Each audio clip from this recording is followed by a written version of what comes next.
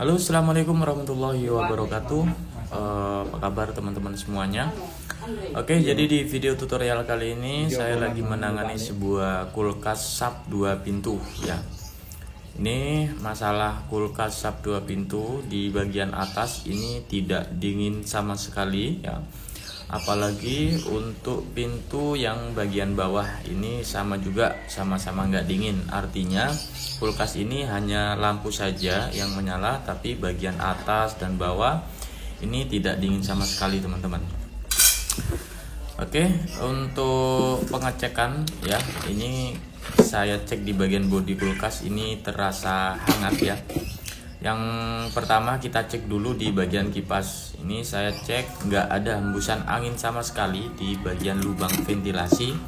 Ini besar kemungkinan udah pasti di bagian kipas. Nah, belum tentu juga di bagian kipas ini yang rusak teman-teman, karena di bagian evaporator, di bagian freezer ini terdapat pengeblokan bunga es ya.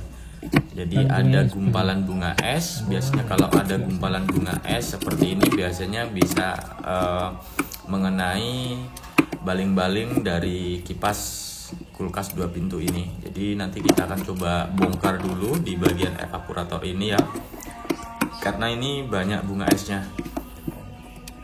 Nah, kemudian setelah itu nanti kita akan coba cek juga untuk sensor defrostnya, kemudian heaternya, fuse-nya, dan juga timer. Nanti kita cek semua. Nah, itu untuk di bagian baut itu banyak bunga es ya. Nah, ini kalau misalkan ada pengeblokan bunga es seperti ini, itu udah pasti di bagian kelistrikan ya. Nah, kalian bisa cek nih mulai dari sensor defrost, kipas, fuse, heater. Nah, itu harus wajib kalian cek semua. Jadi kalau misalkan terjadi seperti ini, nggak bisa kita langsung vonis ganti sensor defrost kemudian kulkas kembali normal kembali, itu nggak bisa seperti itu ya. Tetap wajib kita harus cek semuanya, mulai dari kipas kemudian sampai timer, itu wajib kalian cek. Karena untuk kerusakan pada kulkas 2 pintu itu nggak semuanya sama teman-teman. Kadang ada di bagian timer yang rusak, atau di bagian kipas, dan juga yang lainnya. Nah, kenapa di bagian pintu bawah ini tidak dingin ya? Karena di bagian atas ya. Oke, ini cover yang paling depan ini udah terlepas teman-teman ya. Nah, ini udah terlepas. Nah, kemudian yang di bagian belakang sendiri ini ada kipas. Nah, ini kipasnya agak seret nih teman-teman ya. Nah, harusnya ini kipas ini berputar teman-teman. Nah, kalian bisa lihat juga ini terjadi pengeblokan bunga es ya. Kalau udah terjadi seperti ini, kulkas kalian nggak bakalan bisa dingin. Itu kalau kulkas 2 pintu itu mulainya dari bawah yang nggak dingin, kemudian bagian atas sudah mulai mengurangi, ataupun nanti lama-kelamaan itu bagian atas juga nggak dingin karena terjadi pengeblokan bunga es. Nah, jadi ini kita siram dulu, kita bersihkan dulu, baru kita buka. Oke, jadi ini saya menggunakan air panas yang mendidih ya. Nanti ini kita siram karena bunga es ini terlalu cukup tebal. Jadi kita cairkan terlebih dahulu, baru nanti kita ambil cover yang paling belakang. Karena ini styrofoam, jadi nggak bisa kita tarik ya. Nanti kalau misalkan kita tarik nanti pecah. Nah, kita bersihkan sampai benar-benar bersih teman-teman. Ini nggak boleh kita paksa sebenarnya. Kalau dipaksa nanti rusak ya, robek. Ya, mudah-mudahan untuk dinamo kipas untuk kulkas 2 pintu, mudah-mudahan ini nggak ada kerusakan, hanya saja macet ya teman-teman.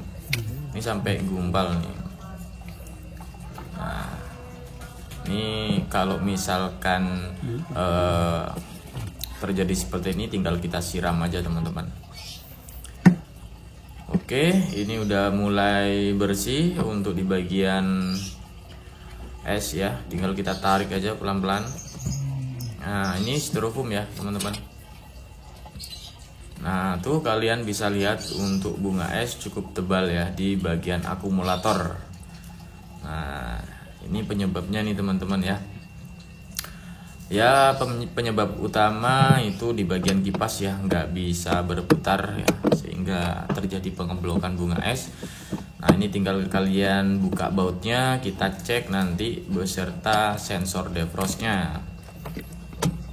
Nah, untuk kulkas SAP yang terbaru itu kan menggunakan termis ya, sensor termis ya. Untuk cara kerjanya sama aja teman-teman.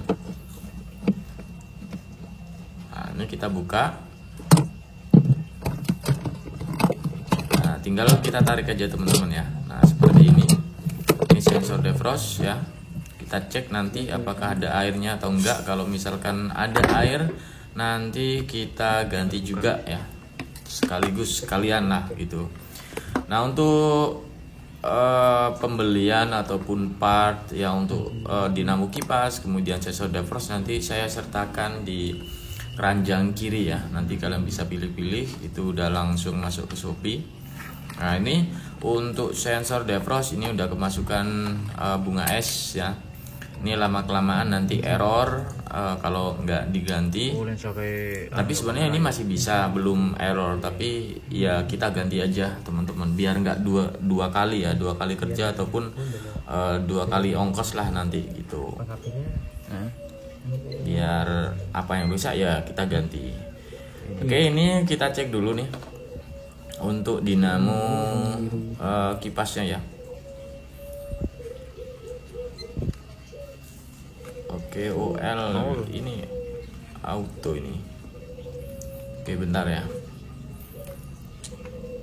Kita cek untuk spoolnya. Ini takutnya nanti ini soketan juga nih. Nanti kita akan coba lepas aja ya. Kita lepas. Takutnya untuk jarumnya nggak masuk, jadi nggak bisa kita cek. Nah, ini tinggal kalian buka aja teman-teman. Oke, jadi ini kita buka pelan-pelan teman-teman ya. Nah, tinggal buka seperti ini. Nah, ini udah kelihatan untuk dinamo. Wih, panas. Nah, ini kita lihat untuk dinamo kipasnya. Nah, ini agak seret nih teman-teman ya. Nah, biasanya ini harus kita bongkar dulu. Nanti kalau misalkan udah kita bongkar, kasih pelumas teman-teman ya. Kasih pelumas supaya nggak seret kembali. Nah, ini tuh di bagian spool kita cek ya, kita cek. Oke, kita rubah dulu nih. Biasanya nggak mau karena terlalu kecil. Nah, ini ada nih teman-teman ya. Ada untuk spoolnya ini masih bagus juga. Kalau misalkan masih panas tuh biasanya masih bagus ya, nggak ada yang putus. Nah, ini panas karena ya nggak mau berputar gitu. Oke, jadi ini kita lepas, kemudian nanti ini kita bersihkan ya, kita bongkar, kita bersihkan sekaligus nanti kita akan coba mengganti sensor defrostnya teman-teman ya.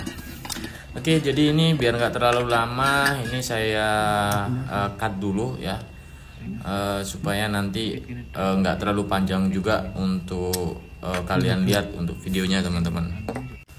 Oke, untuk cara mengetesan, jika kalian nggak punya tang ampere, tinggal kalian kasih aja ya tegangan 220 ya, 220 ke listrik langsung teman-teman. Nah, ini saya langsung coba. Nih kalian bisa perhatikan ini nyala nih teman-teman ya, berarti nggak ada masalah. Itu pun kalau kalian nggak punya tang ampere ataupun alat ukur, tinggal kalian dilangsungin aja ke 220 ya. Nah, ini jalan ya, tinggal kita bersihkan nanti. Kita bersihkan baru kita pasang dan kita ganti untuk sensor defrostnya teman-teman.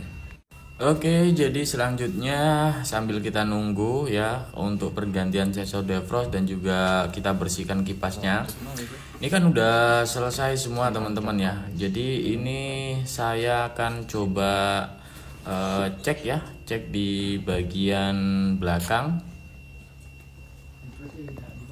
Nah, di bagian belakang ini terdapat mesin kompresor ya. Nah, ini saya coba nyalakan. Nanti kita akan coba nyalakan karena ini mau saya cek juga untuk di bagian timernya teman-teman ya. Nah, untuk mesin kompresor ini nyala teman-teman ya. Ini nyala walaupun tidak menggunakan kipas ya. Kalau misalkan mesin kompresor nyala, ini untuk overload dan juga relay ini kalian nggak perlu ganti teman-teman, karena mesin kompresor itu hidup, jadi nggak ada hubungannya nanti teman-teman. Ini hanya di bagian kelistrikan saja teman-teman ya, mulai dari kipas sampai di bagian timernya. Nah kemudian di bagian fuse dan juga heater. Nah, apakah perlu dicek? Ya, kita wajib juga ya untuk pengecekan di bagian fuse dan juga heater, takutnya ada kerusakan atau tidak teman-teman. Itu memastikan ya. Nah, untuk bunga es ini udah banyak banget ya yang udah kita rontokin. Nah, ini kelihatan ya teman-teman ya, udah kita rontokin untuk bunga esnya. Selanjutnya kita cek di bagian fuse ya, fuse. Nah, ini kan ada kabel fuse dan juga kabel heater. Nah, ini fuse-nya nih teman-teman ya, nempel di bagian sini. Ini kalau misalkan rusak itu pasti ada terjadi pengeblokan bunga es. Nah, ini kalian cek semuanya ya, cek semuanya. Tinggal ngelepasnya tinggal begini aja untuk kulkas sub teman-teman. Bisa pakai tangan satu. Nanti kita cek semuanya, fuse dan juga heaternya. Heater tuh kalau misalkan pecah ya kalian wajib ganti untuk heaternya. Kemudian untuk timer. Nah, untuk timer untuk kulkas sub itu di bagian bawah teman-teman ya. Nah, di bagian bawah sini itu ada 2 lubang, jadi kalian tinggal lepas bautnya, baru nanti ini kita bisa buka teman-teman. Nah, kemudian untuk timer nih, untuk timer kulkas sub, untuk sub ya, khususnya untuk kulkas sub ini timer menggunakan timer 1/4. Jadi yang membedakan untuk merek-merek lain tuh timer 1/4 dan juga timer 1/3. Tapi kalau kulkas sub ini mulai dari awal ya menggunakan timer 1/4 ya. Kodenya ini 2. Kalau 2 itu 1/4, kalau 1 itu 1/3. Nah, kalian bisa lihat video saya yang sebelumnya udah saya jelaskan juga masalah timer. Nah, ini saya akan coba nyalakan ya, nyalakan. Jadi beda teman-teman untuk kulkas untuk timer 1/4 ini teman-teman ya. Oke, ini saya akan coba nyalakan dan nanti saya jelaskan juga masalah timer 1/4 ya. Oke, ini saya coba nyalakan. Nah, kabelnya. Oke, kita nyalakan ya. Oke, sudah nyala ya. Lampu juga sudah nyala. Nah, kemudian kita cek di bagian timer nih. Nah, kalau timer seperti ini, timer 1/4, ini kenapa nggak jalan bang? Nah, ini wajar teman-teman ya. Karena kenapa? Karena di bagian sensor defrost ini masih belum dingin, masih belum nyambung. Nah, untuk cara kerja dari timer ini, kalau jalan itu nunggu sensor defrost harus dingin ataupun harus nyambung, baru dia bekerja untuk timer 1/4 ini. Beda dengan timer 1/3, jadi nggak harus nunggu sensor defrost nyambung dulu ya, baru jalan. Nah, kalau timer 1/4 ini harus nyambung dulu. Jadi kalau misalkan awal-awal dia nggak berputar, nggak jalan untuk timernya, tapi setelah sensor defrost sudah dingin baru dia bekerja teman-teman untuk timer 1/4. Jadi bedanya di situ teman-teman ya. Dan untuk rangkaiannya juga diagramnya juga berbeda di bagian sensor defrost. Nah, itu ini juga nggak boleh kebalik ya, nggak boleh salah pergantian masalah timer nih teman-teman. Nah, ini saya akan coba memutar di bagian timer 1/4 ya, timer 1/4. Nah, ini kan ada putaran, jadi kalian putar kebalikan arah jarum jam teman-teman ya. Oke, sebentar kalian tunggu ini sampai bunyi cetik. Kalau udah bunyi cetik maka kipas dan juga mesin kompresor ini mati teman-teman ya, ini mati. Nah, kalian gunakan obeng min ya teman-teman, ini obeng min. Oke, ini saya coba putar ya sampai bunyi cetik atau mesin kompresor mati. Nah, ini kita putar ya. Oke, kita putar sampai bunyi cetik yang cukup lumayan kencang ya, cetik gitu ya. Oke, sebentar. Oke. Nah, ini ya udah mati untuk kipas beserta mesin kompresor mati. Nah, ini kalian bisa lihat ya untuk di bagian timernya. Ini langsung berputar, teman-teman ya. Nah, ini langsung berputar. Jadi waktu pendefrosan itu udah selesai, kemudian di bagian sensor defrost ini masih nyambung ya, artinya masih nyambung, nggak nyampe putus. Ini timer udah jalan, teman-teman. Jadi ketika udah timer ini udah nyetek gitu selama beberapa menit ya, ataupun 15 menit sebelum sensor defrost ini mencair, ini timer berputar, teman-teman, untuk menghidupkan mesin kompresor. Nah, jadi seperti itu, teman-teman, untuk kulkas sub 2 pintu ya. Oke, jadi ini udah saya pasang untuk kipas dan juga sensor defrost ya. Kita nyalakan, untuk kipas udah nyala normal kembali. Untuk di bagian timer jadi seperti itu ya. Overall untuk fuse dan juga heater ini nggak ada masalah, teman-teman ya. Tinggal kita pasang untuk di bagian cover, kita lepas dulu. Nah, kita lepas dulu seperti ini.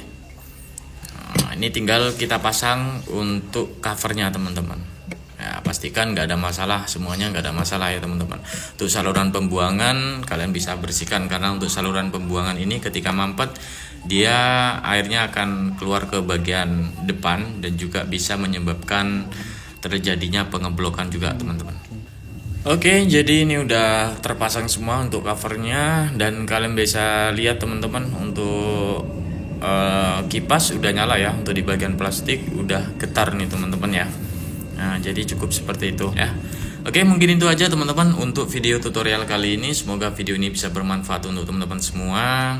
Jangan lupa untuk like, share, dan subscribe ya. Semoga sehat selalu. Sampai jumpa di video selanjutnya. Assalamualaikum warahmatullahi wabarakatuh.